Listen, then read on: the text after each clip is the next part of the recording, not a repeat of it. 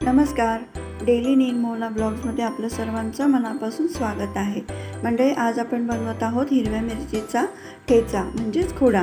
तर एकदम सोपी रेसिपी आहे आणि हा ठेचा तुम्ही 8 दिवस फ्रीजमध्ये ठेवून स्टोअर करू शकतात, खाऊ शकतात.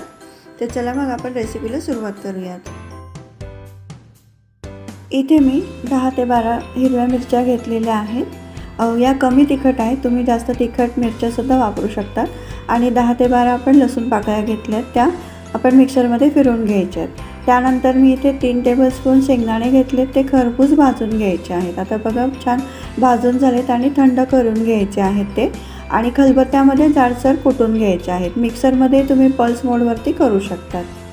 आता फोडणी देऊयात. इथे 3 मोठे चमचे भरून तेल घेतले, त्यामध्ये 1 चमचा मोहरी आणि 1 चमचा जिरं घेतले. जिरं मोहरी छान तडतडून द्यायचं आहे.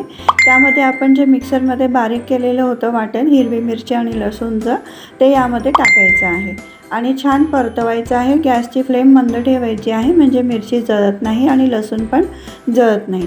त्यानंतर आपण एक मीडियम आकाराचा कांदा छान बारीक चिरून घेतला, मी चॉपरमध्ये बारीक केलेला आहे. आता या मिरचीसोबत तो सुद्धा कांदा व्यवस्थित परतवून घ्यायचा आहे. अगदी मऊसूत होईपर्यंत परतवायचा आहे. आणि आवश्यकतेनुसार आपण मीठ टाकायचं आहे यामध्ये. आणि मी इथे हळद थोडी पाव चमचा टाकलेली आहे. तुम्हाला हळद नसेल टाकायची तर तुम्ही स्किप करू शकतात, कारण की हळदीने थोडा ठेच्याचा कलर चेंज होतो. तर आता व्यवस्थित मंद गॅसवरती ठेचा छान परतवून घ्यायचा. तुम्ही व्यवस्थित परतवला ठेचा तरच तो जास्त दिवस टिकतो. आता उन्हाळा आहे, तर उन्हाळ्यामध्ये आपल्याला तोंडी लावण्याचे वेगवेगळे प्रकार लागतातच जेवणामध्ये. तर तुम्ही हा ठेचा करून ठेवू शकतात आणि आपल्या जेवणाची चव आहे ती वाढवू शकतात. फोडणीमध्ये थोडे पाव चमचा आपण हिंगसुद्धा टाकलेला आहे. हिंगाने त्याची चव अजून वाढते. चवीनुसार थोडं मीठ टाकायचं आहे. तर मिरच्या तिखट असतील तर मीठसुद्धा जास्त टाकू शकतात. तुम्ही हा ठेचा जास्त दिवस टिकवणार असणार ना, तर त्यामध्ये कोथिंबीर आपण हे जेव्हा ठेचा परतवतो त्यामध्येच बारीक चिरून टाकायची आहे. आणि जर तुम्ही लगेच वापरामध्ये घेणार असाल हा ठेचा, तर वरूनसुद्धा कोथिंबीर बारीक चिरून तुम्ही टाकू शकता त्यामध्ये. तर कच्च्या कोथिंबीरीचा सुद्धा स्वाद यामध्ये ठेच्यामध्ये जास्त छान लागतो.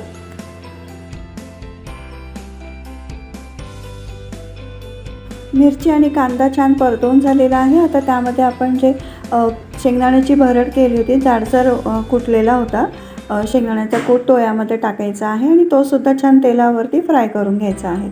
आवश्यकता वाटल्यास तुम्ही यामध्ये अजून तेल टाकू शकतात. जास्त तेल असलं की जास्त दिवस टिकतो हा ठेचा.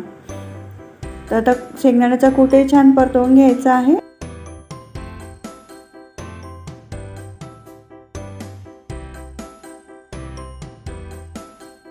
हे पहा, आता ठेचा छान असा मोकळा झालेला आहे, म्हणजेच आपला ठेचा तयार आहे. खुडा हा तयार आहे. हा तुम्ही कोणत्याही भाकरीबरोबर, म्हणजे ज्वारी तांदूळाची भाकरी किंवा बाजरीची भाकरी, तुम्ही कोणत्याही भाकरीबरोबर खाऊ शकतात. चपाती पोळीबरोबर खाऊ शकतात, पुरीबरोबर खाऊ शकतात किंवा पराठ्याबरोबर. अगदी छान लागतो हा. आपली जेवणाची लज्जत वाढवतो. तर तुम्ही नक्की ट्राय करून बघा. रेसिपी आवडल्यास लाईक, शेअर आणि सबस्क्राईब करायला विसरू नका.